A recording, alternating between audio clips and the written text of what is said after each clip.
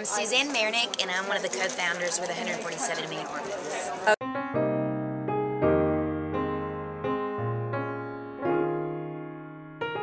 I have 7 children, 4 biological children, 3 are adopted. My partner Gwen has 6 children, 2 bios, and 4 adopted. So between the two of us, we have 13 kids, and basically through our adoption process, we just saw such a need around the world and really just felt our hearts being called to help more. And so that's how 147 kind of was birthed. I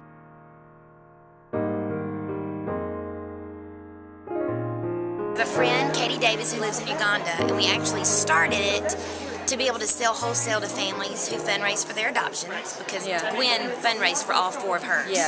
And then in the process, we were kind of like, oh, well, we could send money to Katie and help her with her feeding program in Uganda. And so then it kind of became twofold. And then in that process, I ended up adopting a little girl that's HIV positive. And we really became aware of the need for medical care around the world. So we said, okay, well, we can add medicine to that, to the food deal. And so then we started, basically now it's food, water, and medicine. We just provide those 3 things for children in need.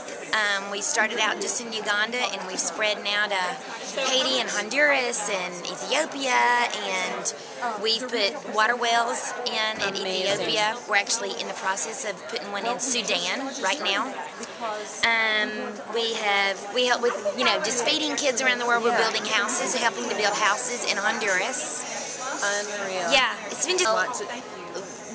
with the adoption fundraising, we're definitely helping just moms who have a heart to bring home children, helping them to be able to provide the funds to do that. Mothers overseas in different places. In Honduras, these families were living in lean-tos, just metal sheets of paper. Metal sheets. Of houses. Just lean-tos stuck like together. Cardboard houses almost, or metal or cardboard. And their water was leaking in during the rainy season, and so now we have 27 houses to build, and I think we're on number 15, where it's a 2-bedroom brick-o block house with cement and everything. It's so neat just to watch those moms there, just with their children.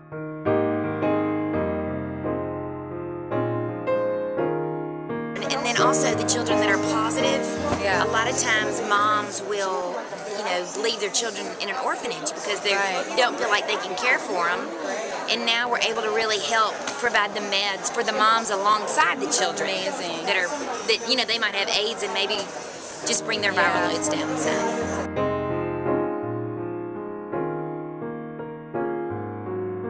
This is done for your kids to see you doing this for, let's say, some places that they're from, but also just your bio kids, because you have bio, to see that you guys doing this. Are they involved? Very involved. I think for both of us, that was one of the hardest things, was feeling like, okay, we've got a lot of kids, our plate is already full. How's there going to be enough time for us to be able to give away to other places and to be able to care for our children at home? And I think what we found more than anything is that our children watching us and walking alongside us and caring for others has completely changed their hearts and their minds about just what life looks like in general.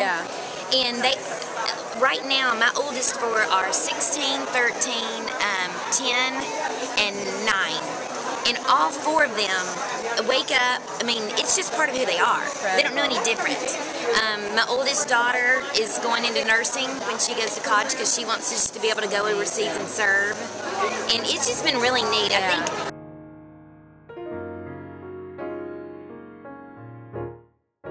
what we don't realize as moms, we all feel so stretched to be able to just get our kids fed and their clothes on and get them out the door to go to school. And the 30 minutes that you might spend sitting down reading a book, if you live out loud what your heart and desires to do and what Christ calls us to do, it is so much more of an investment in your child than any kind of time that you can pour into them if they can see you and walk alongside you in it. So it's neat. It is.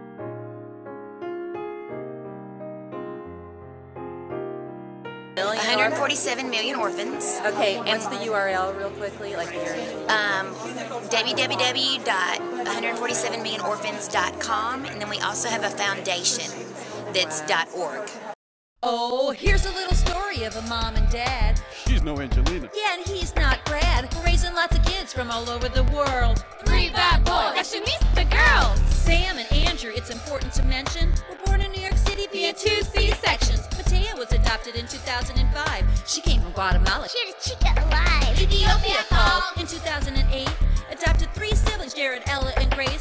Adopted again in 2011. Ella came from Ukraine. Now we have 7.